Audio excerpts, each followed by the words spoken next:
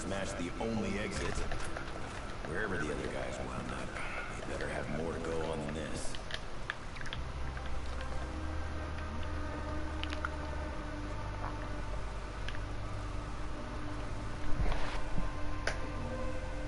The 1930s, the illegalization of alcohol, the distribution of it, the purchasing of it, the consumption of it. Crime in America was rapidly increasing. It had reached levels of which we had never seen. So much crime, in fact, that prisons were being filled. More space was required, which is when Alcatraz prison was created. This prison held the most infamous of criminals, including Al Capone, Machine Gun Kelly, the rapper, the actual, original Machine Gun Kelly. Alcatraz held the worst of the worst, and oftentimes prisoners who attempted to escape other prisons. And in our Call of Duty universe, this prison would soon hold 4 of the most ruthless, cold-blooded criminals. Sal DeLuca, the mob leader, heavily involved in gambling, prostitution, and the distribution of alcohol. Sal led an entire empire right under the nose of the cops. Below him was his henchman Billy Hansen, who of course took care of the dirty work. Sal rarely got his hands dirty. Billy committed murder. Along with these two was Michael Finn O'Leary, a gambler, a guy who dealt with the money. To top it all off, another money handler, a con man, was Albert Arlington, a.k.a. the man who could con you out of your very soul. These mobsters would make life for the police excruciating, but eventually their crimes would catch up to them, and they were sent to the rock, Alcatraz prison. It's all very fascinating. Treyarch created 4 characters based off of celebrities that we had. Characters we were not familiar with, characters we had never seen before or had a reason to care about, and made them not only likable, but also in some ways relatable and understandable. We understood these characters and the era they were in. And even with the very little background knowledge, 759. We were able to piece together a general understanding of their lives. We are living in this era through these characters and get a sneak peek of what life was like on Alcatraz Island. These 4 mobsters, I want a ray gun. Clicked. It just clicked. It's honestly a remarkable feat by Treyarch. Introducing a new set of characters in any television show or video game is always difficult, but somehow we were able to latch onto them so easily and so quickly. I think it has a lot to do with the simplicity of the idea. They're just 4 guys. Yes, 4 guys that committed brutal crimes, but they have just as little knowledge of what's going on as we do. They're not mad scientists or ethereal beings that we commonly see and can't relate to necessarily. And on top of being straightforward, simple, and easy to understand, they're also badasses. And all of this is even more fascinating if you're a history geek like myself. I love learning about U.S. history, and this was a major chunk of it. Reliving this era through these characters and through this story is awesome. We saw what life was like out there in Shadows of Evil, and we see what life is like locked up here in Mob of the Dead. These 2 matched together, this story, this tandem, it's remarkable. Having been locked up for quite some time, the 4 mobsters begin to devise a plan to escape the island. Similarly to real-life escape from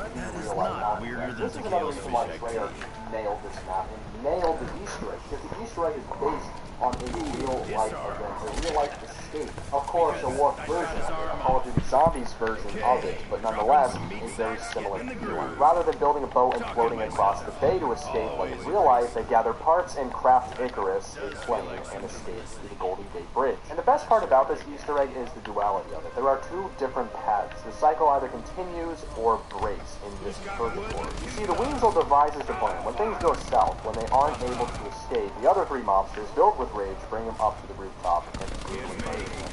Then are sent to the electric chair to kill. When this happens, the cycle continues and they are sent back to the night of the escape to continue their eternal struggle. However, there is an alternate ending to this. To break the cycle, the Weasel kills the other 3 mobsters and gets to walk away a free man. This story arc does numerous things to the player psychologically that we probably don't even consider. First of all, it creates lots of tension between the characters. Tension that we can feel, real conflict, and also it creates sides. It makes us choose a side, quite literally, either the Weasel or the other 3 monsters. The duality of the Easter egg offers us choice. It allows us to pick who we'd like to side with. Mob of the Dead story is simply fascinating and encapsulates everything a good story should have. It's got instantly likable characters, and amongst them both external and internal conflict. A relatable and understandable setting. It's unique, and everything is in and of itself a history lesson on top of all of this. In a vacuum, Alcatraz Prison, aside from all of this zombie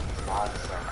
It's already a very fascinating concept, and then of course you blend in the zombies and people love, it becomes twice as fascinating. Mob of the Dead tells a story like no other map, and its deviation from the standard traditional zombie storyline is also another reason to like it. It's sort of off to the side. It's a story within a story, and it's a singular experience, something that doesn't tie in with every other map. And because it's different, and because it's unique, it gives us a breath of fresh air. And it also makes it easier to be a favorite. I'm gonna throw a random example out there. Shangri-La, right? It's a small component of a big ultimate storyline. Shangri-La is still many people's favorite map, but because it's blended in with all of these others, like All of the Dead, Doom, Ascension, it's less likely to be a favorite. But because Mob of the Dead is so deviated from everything else, and it's also such a massive experience in and of itself, it is easy to like it the most. The story of Mob of the Dead is amazing. The atmosphere and the vibe of the map on top of this, Alcatraz Island in general, the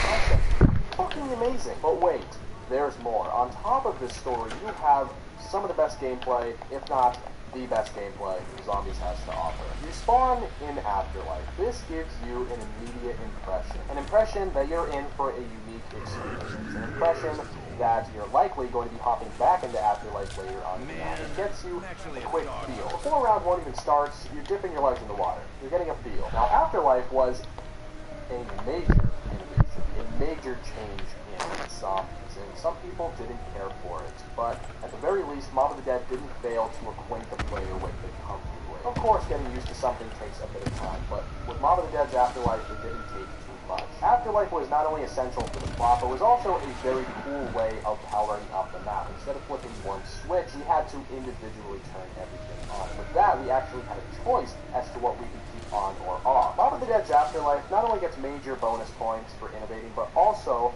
once again, sets the map apart from the rest. When in Afterlife, you of course shock and power up. You can also move quickly, jump far, and revive yourself. That's right.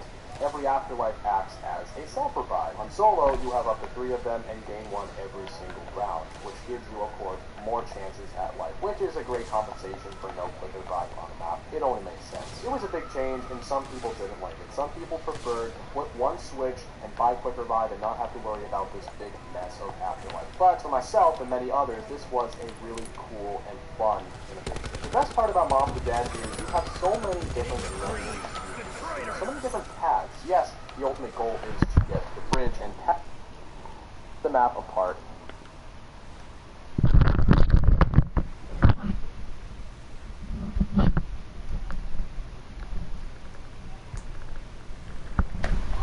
Break my